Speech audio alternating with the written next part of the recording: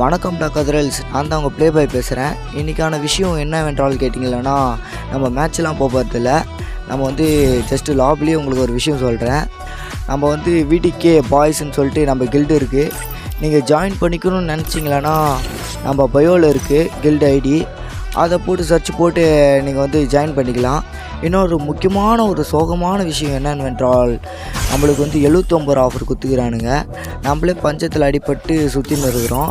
ஏதோ 30 ஆஃபரு 10 ஆஃபர்லாம் கண்ணு முன்னாடி என்ன கொடுமுடாது 10 ஆஃபர்லாம் பார்த்து ஆகுதாடா அப்பாங்களே, ஏன்டா இப்படி பண்ணுறீங்க? கரேனாக்காரனுக்கு நல்ல சாவு வருமானு கேட்டிங்கன்னா கண்டிப்பாக கிடையாது.